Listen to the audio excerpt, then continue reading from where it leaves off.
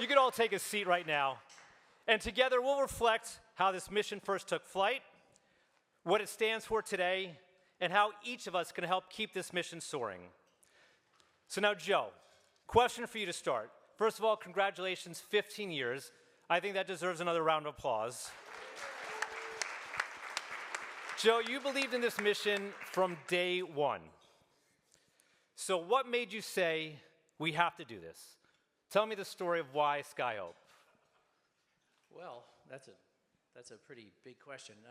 Why SkyHope? Because we felt, as a small group, that we can do it to help people find their way to healthcare, where distance is not a barrier for so many people. So we really started very small, and what really got me going was in the very beginning days, we were only 6 of us, and so Karen was right there from day one, and so we were just kind of winging it, no pun intended, and so I think the real critical point was there was one patient that who's still flying today, who Karen called me up on a Friday and asked me, you know, if I would do this flight to Cincinnati on Sunday, but the patient needed air conditioning, and I had just done a whole bunch of flights that week, and I was a little bit annoyed that the patient was so picky that they had to have air conditioning. And I would kind of put a little pushback, why would this patient, come on, we're only a small group, we're trying to get off the ground.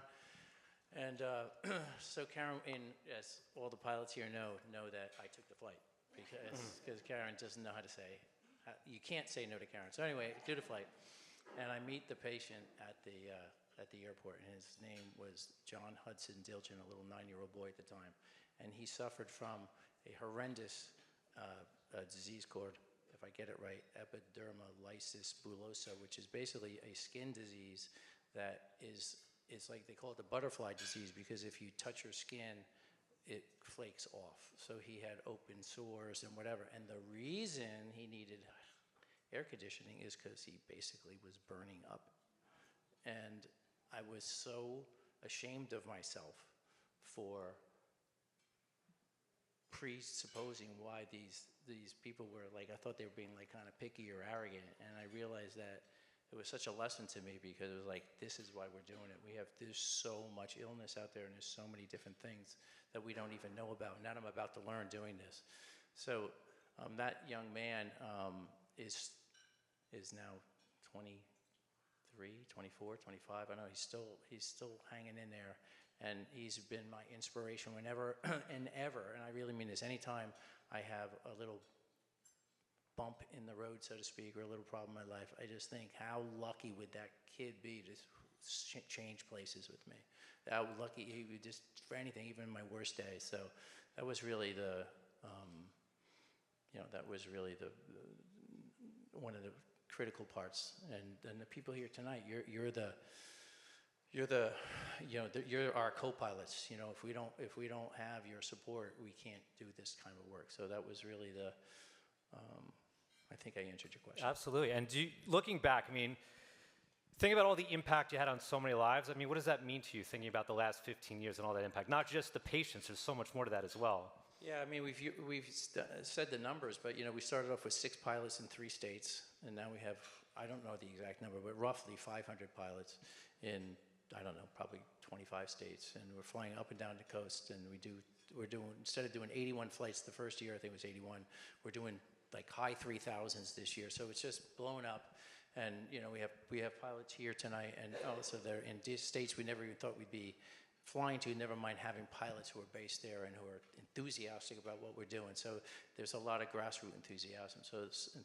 So the impact has been, it's been wonderful to watch the impact, and there's so much more need to be done, but we're here and ready and motivated to become bigger and better. Absolutely.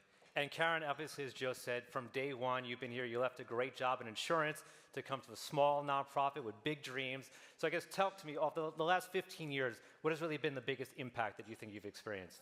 Well, it's funny you say, I left a job in insurance. So one day I was sitting at my desk at my job, and I got a call, and they said, do you have a resume, and do you want to work for Patient Yellow Services? And I'm like, that that's tough. Do I leave my career in insurance and go to a little startup nonprofit? It was a tough choice. But I did. I took the leap and decided to join, at the time, Patient Airlift Services. So when I started, I'm at the office and I'm learning about aviation because I knew nothing about aviation. And I'm dusting shelves because we went from the couch in a basement to a warehouse. And I'm thinking, what the heck did I do? So, sure enough, a few months later, we were flying this woman, Maria, and she was flying from upstate New York to Long Island to come to a specialist on Long Island. And at the time, we weren't so busy, so I volunteered to drive her to her doctor's appointment.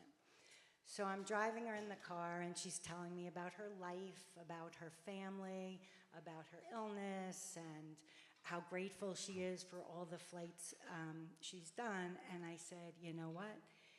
This is minimal to what these pilots are donating and experiencing in their planes on these long flights.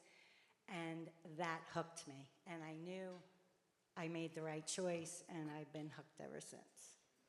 Thank you. Joe, I just want to come back to you. We heard some of those letters in the beginning. And as a pilot yourself, what do you think inspires these pilots to give so much of themselves, their plane, their heart, just back to this organization? Well, as one of our pilots a bunch of years ago said, that he found his why in flying. Why am I training? Why am I doing all this work? Why do I have this plane? Why am I doing this stuff? And when you fly a patient and you realize that you're using your skill and your joy of flying, but you're doing it for a greater purpose, it is very, you get even further, interested in what you're doing. And so many of the pilots that you'll talk to, it's the greatest experience of their life. You think the patients are getting something out of it. It's really the pilots that really feel that they're really accomplishing something by helping others.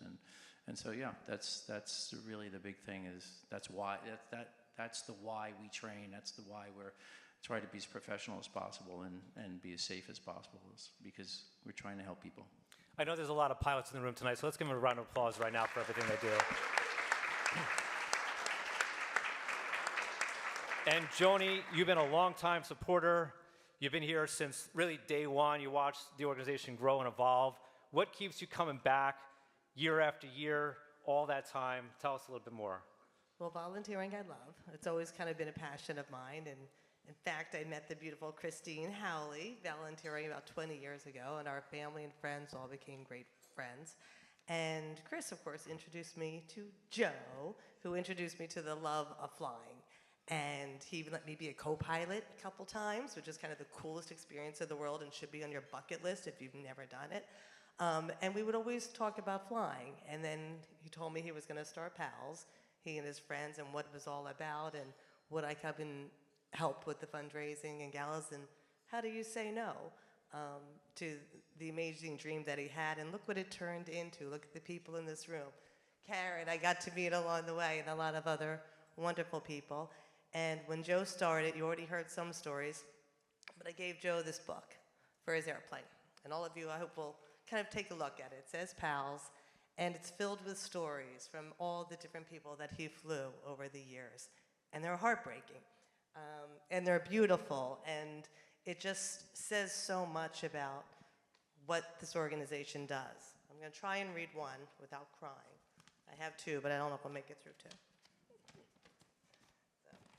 This one, right after you pretty much opened, July 2011. Captain Joe, thank you so much. 12 hours ago, we were scheduled for an 8-hour train ride.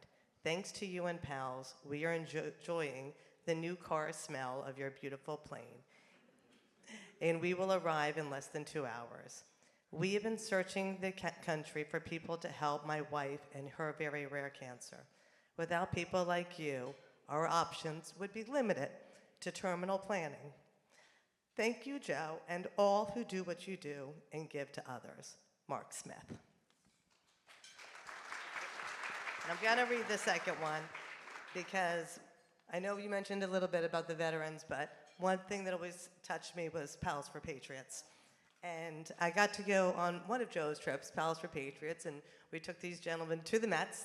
And for those of you that don't know what Pals for Patriots does, they pick up these gentlemen from Walter Reed, right? Pretty much everyone's Walter Reed, that are injured and pretty much lie around every day in their bed with nothing to look forward to and being taken care of.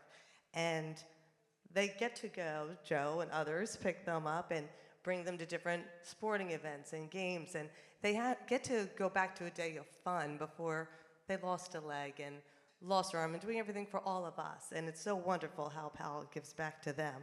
And this one is from Semper Fi, Sergeant Peter Rodriguez. Joe, saying thank you just does not seem like enough for what you're doing for these guys. You take some of their days of despair and try to balance them out with some enjoyment. These Marines will never, ever forget the incredible weekend. Thank you, Joe. You are truly an amazing person. I wish you the best for you and your family. May God bless you all. Sergeant Peter Rodriguez. So I thank you, Joe. I thank you, all the pilots in this room. I thank you, Karen. Adam, I'm just getting to know you, and I can't wait to see what you do. All the volunteers in this room and everyone, thank you for giving. Thank you for being a part of it. Thank you for making SkyHope, did I say it right? I'm so used to saying PALS, so successful. Thank you. Christine. I just want to interject here. This book that Joni talked about, right here, sat in the back of Joe's plane for many years. And I've read it on occasion, but I haven't picked it up in years. So last week, I picked it up, and I read through it. And I came upon, I wanted to share this with you. I came upon a page I had written in this book. And I have no recollection of writing in this book. And I wanted to share it with you. It's February 18th, 2014. To my darling husband, Joe. I never thought that I would have a reason to fill a page in this book. I do now. My brother Bill died yesterday in Nashville, Tennessee. 10 days ago, when we first got the news that Bill had suffered a heart attack, you loaded up this plane with all of those closest to him, Mom, Dad, Doug, Shannon, and me, and flew us to be by his side. Today we return home brokenhearted, but so grateful that you were able to provide us with this beautiful flight home. My brother always respected and admired you, and so do I. I love you, Christine.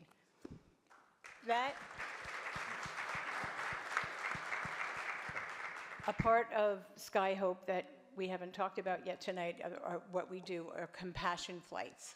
There are so many families that are separated by disease, and they have a loved one in a hospital in Cincinnati when they live in Staten Island, New York.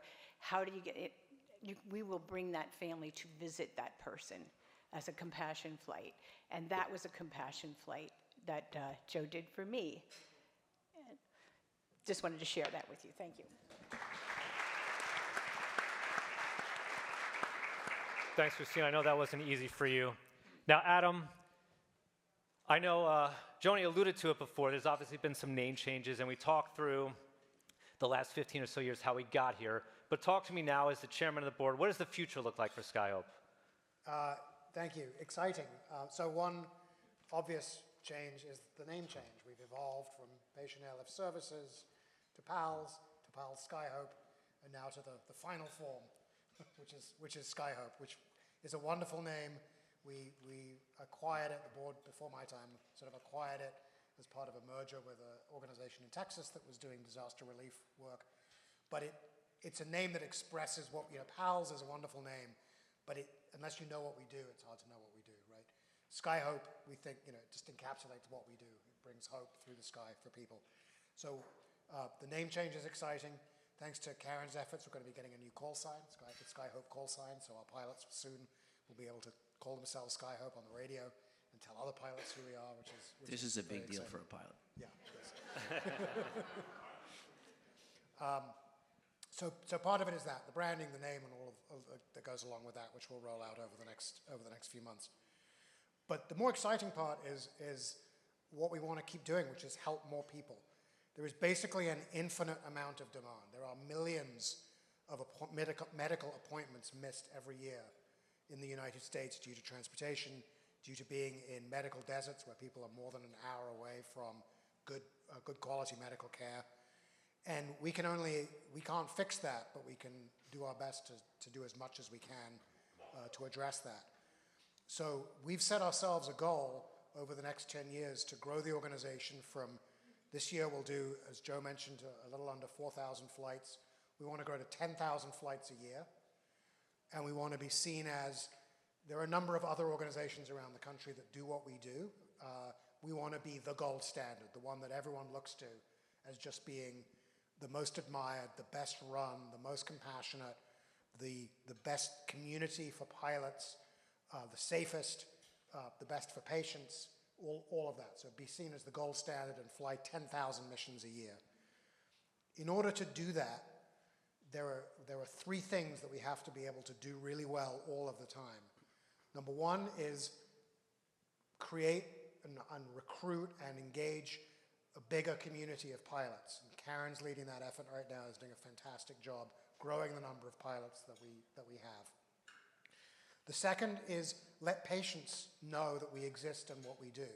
And that's actually much harder than you might think. It's like, it's a free flight. Why wouldn't you? Well, the answer is, this is the kind of thing that people don't know that exists. And when they would need to know, they've got other problems. They've got a health issue. They're worried about money. They're worried about their lives. They're worried about their families. And the notion, the idea of like transportation can be make an enormous difference to their outcomes, but you have to reach them just at that moment when they need it, and that's a hard thing to do. So we're looking at ways to do that. We're looking at partnerships to do that. We're just starting a partnership with, for example, the Colorectal Alliance, which deals with colon cancer in America. They have thousands of volunteers who can spread the word for us. But there'll be lots of other partnerships that we need to build to go do that. And the third thing, which is why we're all here, is money. Even though the pilots donate their time, the aircraft, the fuel, and that accounts for about 80% of the value, the organization needs money to pay for the wonderful staff that we have that put all the flights together, to do that pilot outreach, to do that patient outreach, to let people know that we exist. And that takes resources. So we want to grow by 2.5 times over the next few years, and we need your help to do that. So thank you all for showing up, and we really need and appreciate your support to help us grow this wonderful organization to 10,000 flights and to be the most admired volunteer pilot organization in the country. Thank you. I just want to end by asking all of you in one word, what does SkyHope mean to each of you?